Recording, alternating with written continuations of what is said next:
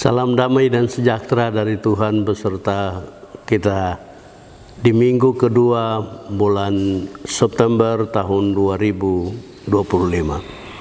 Saudara-saudara, mendahului kegiatan-kegiatan kita dasari dengan membaca firman, merenungkan firman Tuhan. Kita berdoa. Bapa di surga, kami bersyukur minggu ini kami dapat kesempatan untuk menemukan bagaimana Tuhan berjanji untuk tiap waktu secara baru membebaskan kami dari berbagai kesulitan-kesulitan hidup, kerja, studi, dan pendapatan-pendapatan.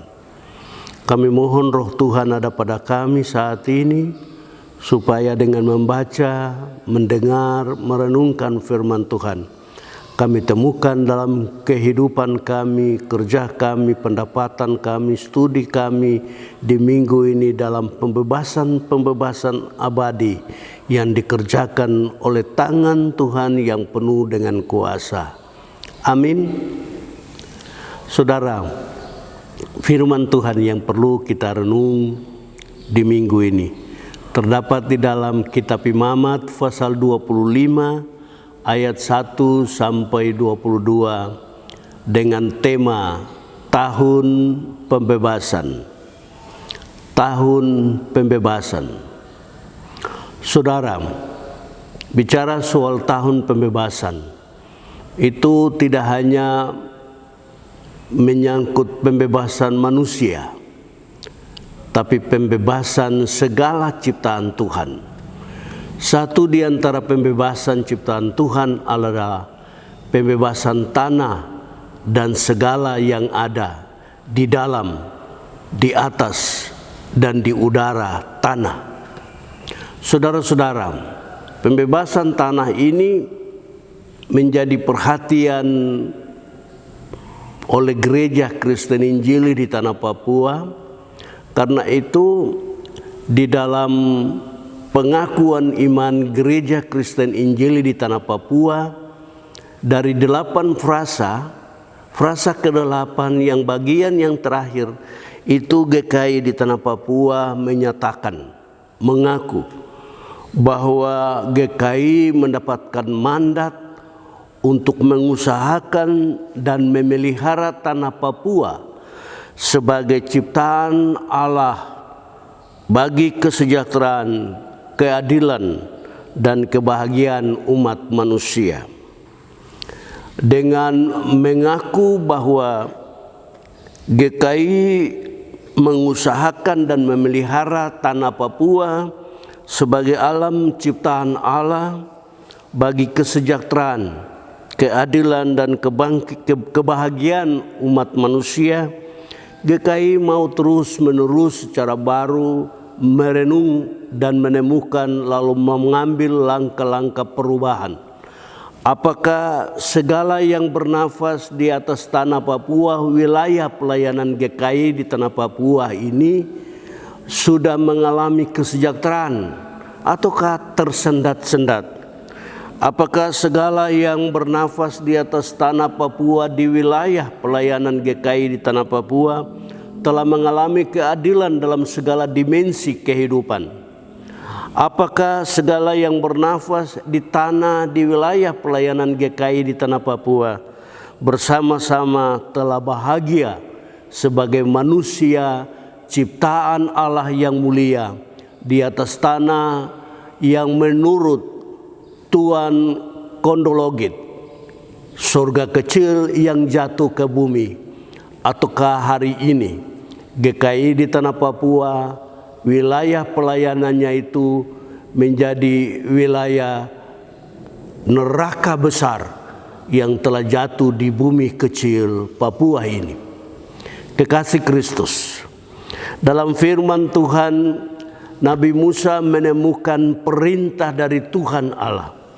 Tuhan begitu dan sangat peduli terhadap manusia, tetapi Tuhan juga peduli terhadap tanah dan segala yang bernafas bekerja dan mengalami tahun-tahun pendidikan di atas tanah Yahudi. Kepedulian Tuhan ini Tuhan ungkapkan turun-temurun kepada umat Israel dalam kata dan perbuatan. Karena itu Musa menyampaikan kepada umat Israel, Tuhan tidak hanya peduli terhadap umat, terhadap orang-orang Yahudi, tapi Tuhan juga peduli terhadap tapak-tapak kaki mereka di atas tanah perjanjian. Dan bagian firman Tuhan ini bilang, ada waktu di mana kepedulian Tuhan itu mesti dinyatakan. 6 hari lamanya mereka bekerja, tapi hari ke-7 mereka beristirahat, beribadah, menjadi satu dengan Tuhan, satu dengan lingkungan di mana mereka ada. Bahkan 7 kali 7, 49 tahun mereka hidup, bekerja, studi dan mengalami pengalaman-pengalaman mereka. Tahun ke-50 adalah tahun pembebasan bagi manusia yang terikat dalam dosa, bagi manusia yang terikat dalam segala hal, bagi manusia yang membutuhkan pembebasan. Maka tahun itu 1 tahun lamanya mereka istirahat dari segala macam aktivitas. Mereka bilang, apakah 1 tahun kami istirahat, kami bisa makan, minum, pakai dan lain-lain? Tuhan bilang jangan khawatir. Karena pada tahun yang ke-49, pada hari yang ke-6, tahun ke-6, Tuhan menyediakan segala berkat makan, minum dan kebutuhan umat Israel untuk 3 tahun. Kekhawatiran umat ini ditepis oleh kuasa Tuhan, bahwa ketika mereka beristirahat, Tuhan menjamin hidup mereka. Makan minum Tuhan beri jaminan, bukan 1 tahun, bukan 2 tahun, tapi 3 tahun. Selama waktu istirahat mereka tidak bekerja, Tuhan menumbuhkan dari tanah, dari bumi di mana mereka ada, kehidupan baru dengan segala yang berkelimpahan. Kekasih Tuhan, itu firman Tuhan. Dari firman Tuhan minggu ini kita belajar bersama-sama untuk tidak boleh khawatir. Minggu ini kita belajar untuk sama seperti kita menjaga diri kita, maka kita juga mesti berani menjaga tanah kita. Kebiasaan-kebiasaan kita yang salah menggunakan tanah dengan jual sembarangan untuk mengkomersialkan diri dan lain-lain sudah harus kita tinggalkan. Tetapi kita kelola tanah itu sama dengan kita kelola diri kita sendiri. Karena di atas tanah itu ada kehidupan. Di dalam tanah itu ada kehidupan.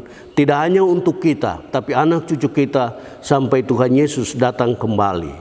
Selamat berjuang menjaga diri. Dan selamat berjuang untuk menjaga tanah supaya kehidupan kita berkesinambungan, damai dan sejahtera.